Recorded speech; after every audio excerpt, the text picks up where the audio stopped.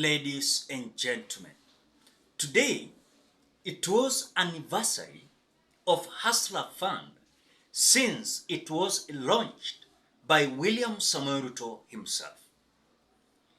During an event of Hustler Fund anniversary ceremony, or rather Thanksgiving ceremony, at Greens Park, Nairobi CBD, according to the videos we are receiving and the news, is that at that time, William Ruto came into the venue.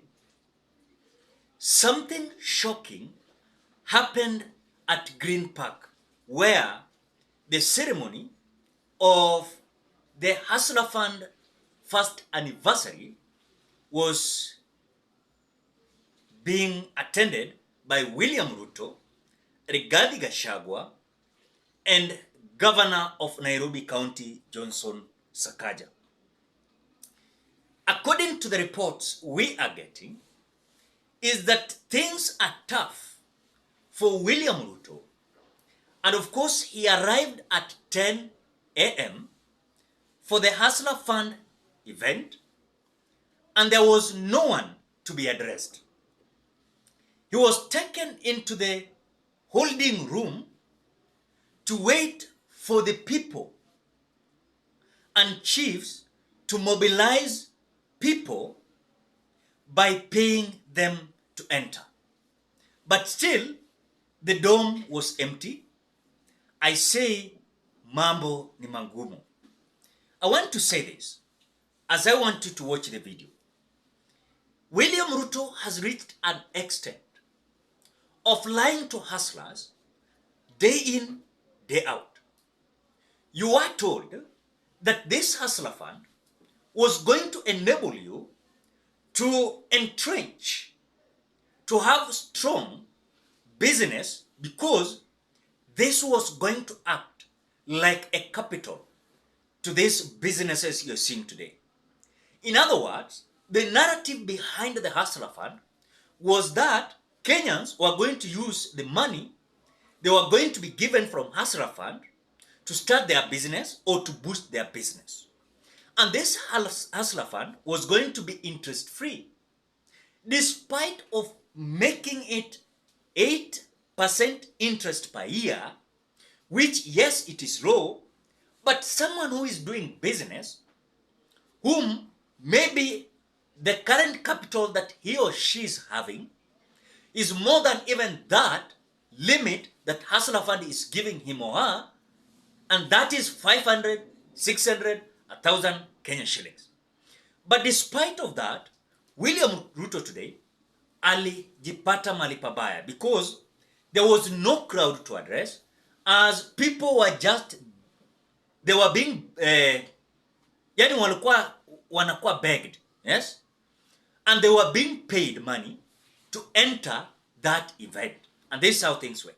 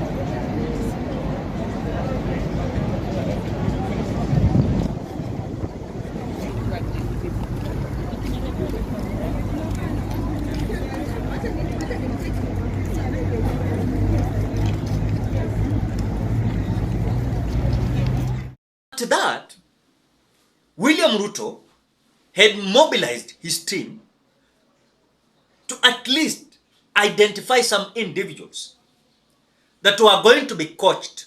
Yani, wale wanaitwa wanaambiwa nitakana useme hii, nitakana useme hii, nitakana usiseme hii.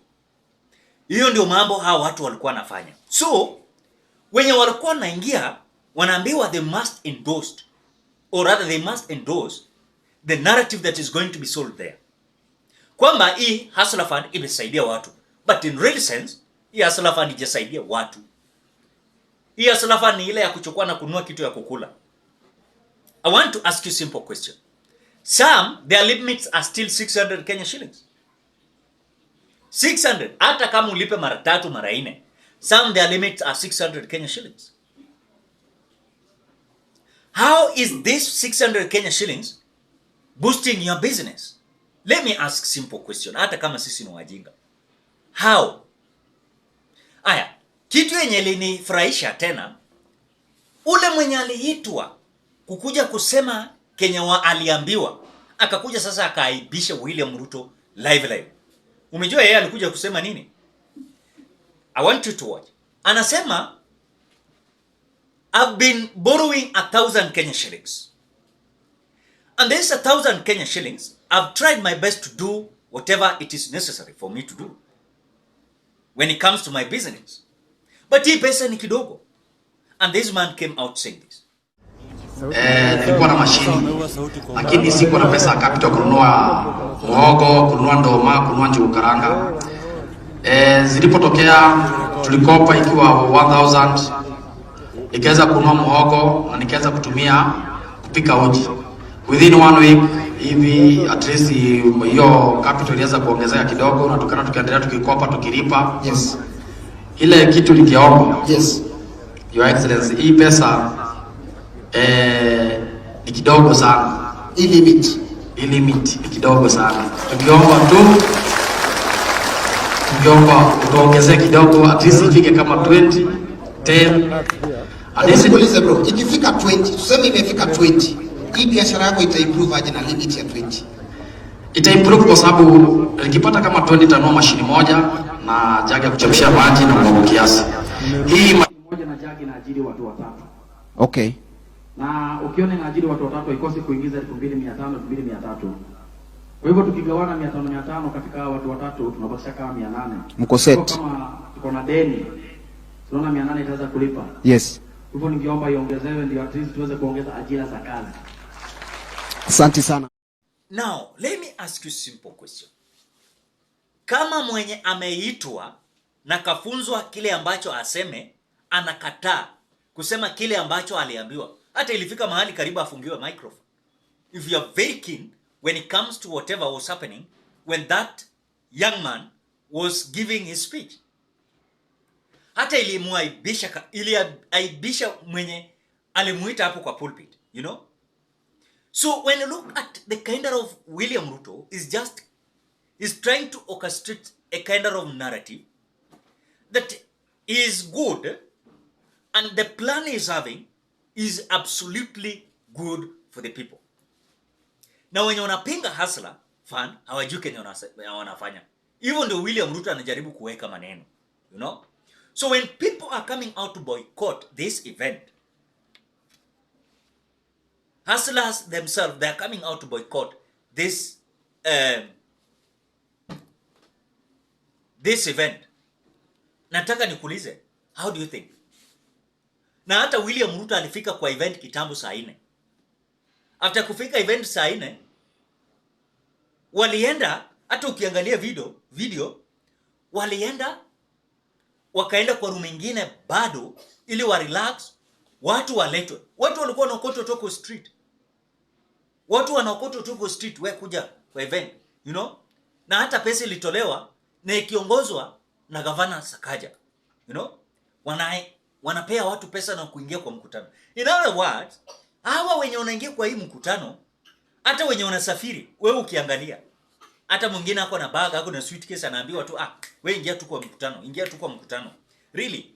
Is this the state that William Ruto amefika? Because hata wenye wanattend hii meeting, wako confused. Hawaelewi ni nini wameitwa hapa. Hawajui ni harusi inaendelea. You know? Hawajui ni nini watu wanafanya hapa. Wanakuja tu wanakaa kwa viketi. In other words, the DCs and chiefs were to mobilize people now by paying them to enter that event. But still, the dome was empty. Hakuna mtu angeharibu wakati yake kuja kusikiza William Ruto na propaganda yake. No? Empty ndio hiyo. Viketi empty, white imebaki hivyo. Na hata zingine pale mbele za red, hata wengine wako wameenda. So the signal here and the body language is that William Ruto must be very careful, because now this is not a fight of the politician against politician. It is a fight about politician against people, or people against the politician. And the narrative that is going to bomb up is a kind of narrative that you will be shocked.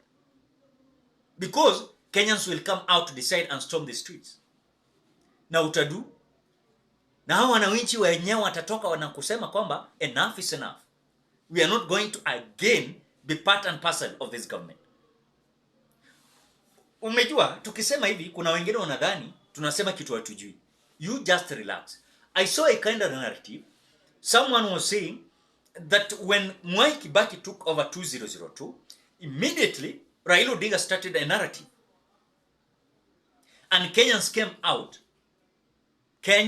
out starting to divert their attention from Mwai Kibaki in 2002. When we were going to the next general election 2007, muliona nini? The storm. And Raila Odinga won election, but alinyimwa. Raila Odinga won election 2007, but alinyimwa hiyo election. So mwenye anasema kwamba hata Ruto atasurvive kwa sababu Mwai Kibaki pia alikuwa kama William Ruto. Aliingia tu hivi na watu wakaanza kumuoppose. The way William Ruto is being opposed. Na swali ni, hata kama anakuwa opposed, if election is free and fair, William Ruto hawezi rudi, hatarudi tena. I'm telling you. Hata kama unga itakuwa 30 bob, there's someone that has already declared that William Ruto is a no-go zone. Hata kama unga itakuwa 20 bob, kuna mwingine anajua kwamba Ruto ni muongo, hatuwezi mrudisha tena. And that is where we are. So kama watu sasa wanaamua kwamba kusema kwamba hii mkutano za Ruto wacha akuwe nazo, sisi wacha tufanye kazi zetu, that is the reality. Na hii mkutano mingi yenye William Ruto anafanya saa hii, anaogopa hizi za streets. Have you noticed that? William Ruto anaogopa hii za streets. Why? Because he is fearing about heckling. People will come out and heckle. Now atadu. The other time he was heckled in Mombasa. The other time he was in Ruiru, was heckled. His cabinet ministers zake wote wanakuwa heckled. The other day it was Kipchumba Murkomen in Baringo. The other time it was Davis Chirchir in Bomet. And that is how things are. In other words, things are little for these people. They don't know what to do. And that is the reality. The mentality of William Ruto, he believes that he is cleansing himself. But people have already identified that this man is not a good person. So we must deal with him sacrificiously. And that is where William Ruto is going. But even if this kind of support is continuing to escalate, where Kenyans are coming out to say, no, Ruto must go. Hata kama Ruto ataweka unga 10 bob. People have already identified William Ruto as a liar. Muliambiwa free pampers. Muliambiwa free internet akunanga. Muliambiwa hii hustler fund itakuwa free interest. Na mtapata pesa mingi, milioni za pesa, you know. What happened? Ilifika mahali mpaka walikuwa wanaambia watu, hii pesa si ya free. Si William Ruto alisema hivyo. So, things are tough for William Samoei Ruto. And as time goes by, this is whatever William Ruto is going to experience. Na bado, kuna wakati ataenda mkutano atapata watu hata 10 peke yake. Waende wanunue watu wakuje kwa mkutano, wakuja wa heckle. Mutalipa watu na bado wakuja wapigie kelele. What do you think, ladies and gentlemen? Drop your opinion at the comment section below. Otherwise, thank you so much because of great support. Please consider subscribing, liking, commenting, and sharing this video.